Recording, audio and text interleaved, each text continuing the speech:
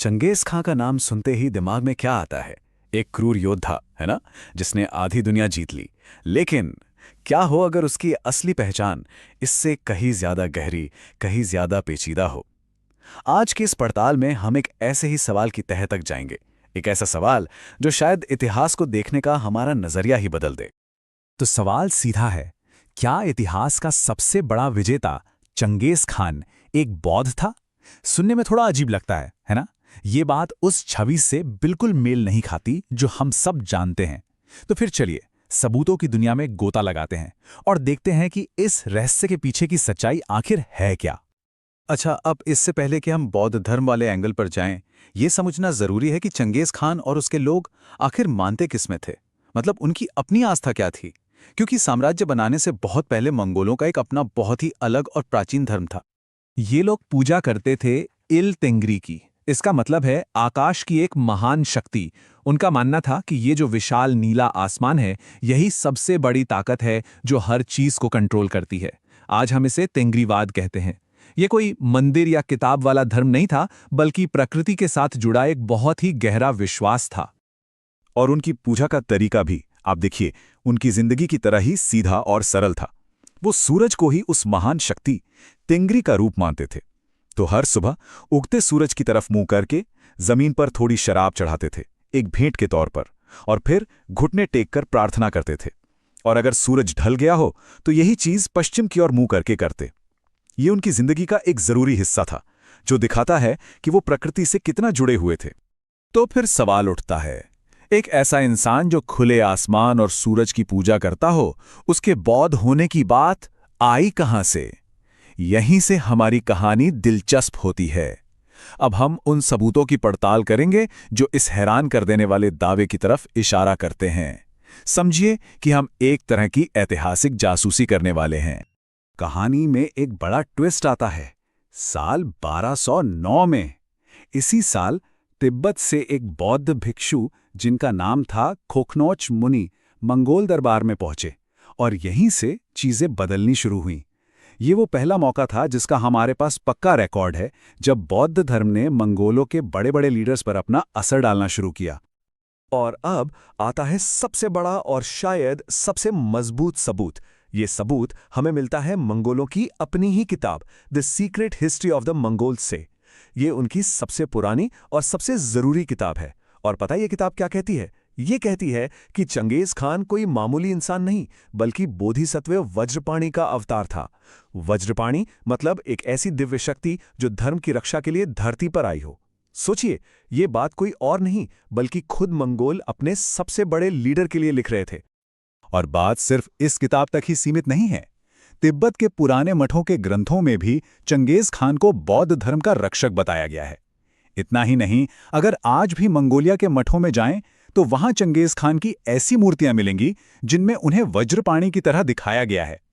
एक हाथ में वज्र मतलब एक तरह का शक्तिशाली हथियार, और दूसरे हाथ में घंटी। ये सारे सबूत मिलकर एक बहुत ही अलग ही कहानी बयां करते हैं। लेकिन अगर सबूत इतने साफ हैं, तो फिर इसमें बहस की बात ही क्या है? मामला तो सुलझ जाना चाहिए, है ना? पर इतिहास इतना सीधा होता नहीं है, क्योंकि एक कहानी और भी है। एक बिल्कुल अलग कहानी जो हमें उन लोगों से सुनने को मिलती है जिन्हें मंगोलों ने हराया था, यानी फारसी इतिहासकारों से। तो यहां पर हमें दो एकदम अलग अलग तस्वीरें दिखती हैं। एक तरफ है मंगोल और तिब्बती, जो चंगेज खान को एक दिव्य रक्षक के तौर पर देख रहे थे, उसे अपनी परंपरा का हिस्सा बना रहे थे। और दूसरी तरफ है फारसी इतिहासकार, जो मंगोलों को क्रूर, असभ्य हमलावर बता रहे थे। वो जानबूझकर उनके पुराने तेंग्री धर्म पर जोर देते थे ताकि ये साबित कर सकें कि ये लोग जंगली हैं। मतलब साफ है, दोनों तरफ के लोग अपने अपने नजरिए से अपने अपने मकसद के लिए इतिहास लिख रहे थे।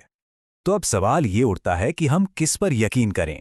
क्या चंगेज खान ने सच में धर्म बदल लिया था, या फिर कहानी कुछ और ही है? यहां एक और थ्योरी सामने आती है। कुछ स्कॉलर्स का मानना है कि मंगोलों की असली ताकत उनकी तलवार नहीं, बल्कि उनकी टॉलरेंस थी। मतलब वो अपने विशाल साम्राज्य में हर धर्म की इज्जत करते थे, चाहे वो बौद्ध धर्म हो, ईसाई धर्म हो या इस्लाम। तो हो सकता है कि जिसे हम धर्म परिवर्तन समझ रहे हैं, वो असल में सिर्फ उनकी सभी धर्मों को अपनाने और सम्मान देने की नीति हो। मतलब वो किसी को अपना नहीं रहे थे, बल्कि सबको जगह दे रहे थे। तो हम कहाँ पहुंचे? एक तरफ सबूत हैं जो कहते हैं कि वो बौद्ध बन गया था, दूसरी तरफ दलीलें हैं कि वो सिर्फ टॉलरेंट था। ये तो गुत्थी और उलझ गई। लेकिन रुकिए, एक आखिरी सुराग बाकी है, एक ऐसा क्लू जो शायद इस पूरी पहेली को सुलझाने में हमारी मदद कर दे। और वो आखिरी सुराग आता है खुद चंगेज खान के परिवार के अंदर से। उसका पोता हलाकू खां, वो जन्म से ही एक बौद्ध था, उसकी परवरिश एक बौद्ध परिवार में हुई। अब जरा सोचिए, ये कोई छोटी बात नहीं है।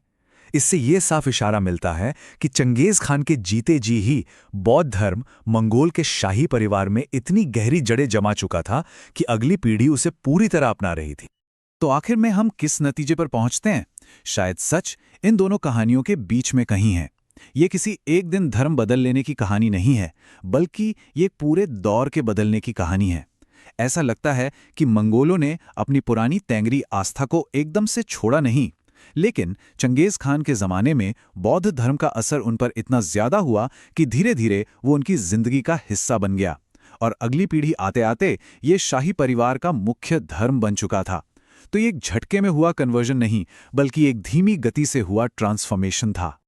और आखिर में चंगेज खान की ये कहानी हमें इतिहास के बारे में ही एक बड़ी बात सिखाती है। क्या इतिहास का काम किसी व्यक्ति पर एक ठप्पा लगाना है कि वो योद्धा था या बौद्ध, या फिर इतिहास का काम उन सभी अलग अलग कहानियों और सच्चाइयों को समझना है जो मिलकर एक इंसान की या एक दौर की पूरी तस्वीर बनाती हैं। एक ऐसी तस्वीर जो शायद सीधी सादी ना हो, पर कहीं ज्यादा सच्ची और दिलचस्प हो।